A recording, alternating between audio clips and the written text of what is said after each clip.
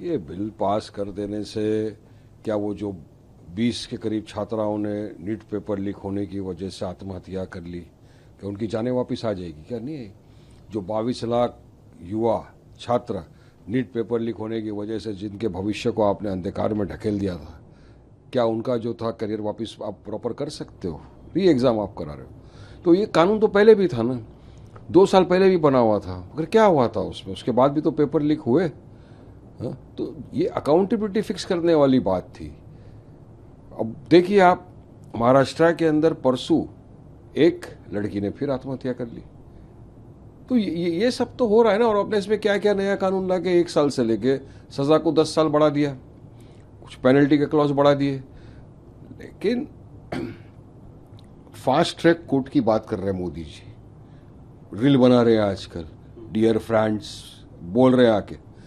Fast track court में कितने लाख के स्पेंडिंग है आपने देखा है? उसका क्या होगा? और इस फास्ट ट्रैक कोर्ट का तो पहले ही दिन मैटर आया, सीबीआई का प्रोसिक्यूटर ही नहीं पहुंचा, 4 अगस्त की तारीख पड़ गई। तो किस तरह से फास्ट ट्रैक कोर्ट के अंदर आप केस चलाएंगे?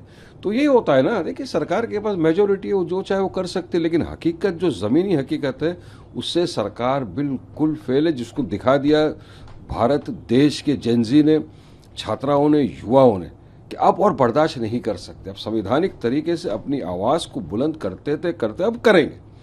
और आपने हमने सबने देखा सरकार को बैकफुट पे जाना पड़ा, धर्मेंद्र प्रधान का इस्तीफा आ गया। मगर वो इस्तीफे में भी आप देखो, ऐसा लग रहा है कि बहुत बड़ी कोई जंग जीत के आ गए धर्मेंद्र प्रधान। पार्लियामेंट में घुस रहे तो उनका स्वागत किया जा रहा है, ये अरे भाई, वो उन्होंने अपनी माना क्या है, उनकी वजह से इतने लोगों का ये होगा, उसके बावजूद आप इस तरह का ये कर रहे हो, आपको उसके तो जश्न मनाया जा रहा है। तो क्या मैसेज दे रहे हो आप?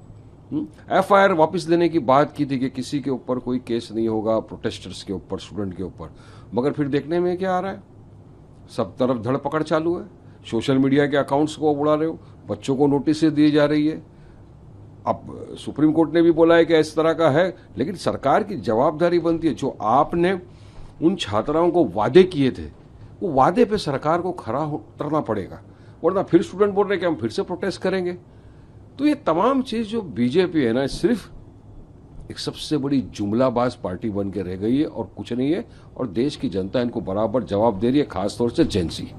इसी कड़ी में एक बिल और, जो कि नेशनल ऑनर अमेंडमेंट बिल था, जिसमें वंदे मातरम, जिसको लेकर काफ़ी चर्चा हो रही थी, डिबेट हो रही थी, उसे राष्ट्रगान जो कि जनगण मन है उसी का सेम स्टेटस दर्जा मिले, उसे लेकर भी बिल लाया गया था, जो कि राज्यसभा में पास हो गया है।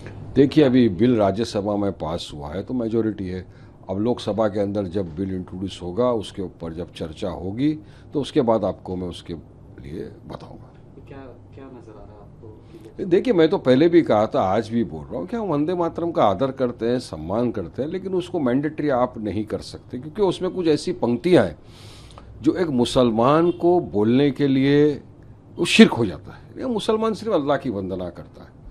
और सुप्रीम कोर्ट का उसमें साफ तौर से कहना है, मार्च 2026 का आप देख लीजिए, सुप्रीम कोर्ट ने कहा नेशनल एंथम और नेशनल फ्लैग जो है वो बिल्कुल मैंडेटरी है। उसका तो हम आदर सम्मान दिलो जान से करते हैं ना। जब हमारा नेशनल एंथम पढ़ा जाता, राष्ट्रगान, हम दिल छाती खोल के पढ़ते, इतना हम अपने आप को प्राउड फील करते हैं, प्राउड भारतीय मुसलमान हम अपने आप को फील करते हैं। तिरंगा तो हमारी आन बान शान है, उसको 10 बार सैल्यूट करते हैं। सुप्रीम कोर्ट ने आर्टिकल 51 ऑफ द कॉन्स्टिट्यूशन का भी बताया उसके। This is a national song, Vande Mataram जो नेशनल सॉन्ग है, आप इसको जबरन मैंडेटरी करके किसी के ऊपर नहीं थोप सकते। अभी सरकार कर रही है, ये करेंगे वो करेंगे। भाई, मैं पहले भी बोला था, चलो अगर कोई नहीं पढ़ रहा, आप इसका ये पेट्रोटिक नहीं रहे, ये एंटी नेशनल हो गया, आप ऐसा नहीं बोल सकते। नहीं पढ़ेगा, क्या करेंगे अगर मुसलमान नहीं पढ़ा? चलो समझो कि वारिस पठान नहीं पढ़ा जबरन, क्या मेरे को गोली मार देंगे, मेरे को फांसी पे चढ़ा देंगे? क्या करेंगे आप मेरे साथ? अब मुझे बोले धर्म से आप अलग कर रहे हो। मेरे को article 25 fundamental right to practise religion की इजाजत देता है संविधान मुझे। अब असंवैधानिक काम आप करोगे?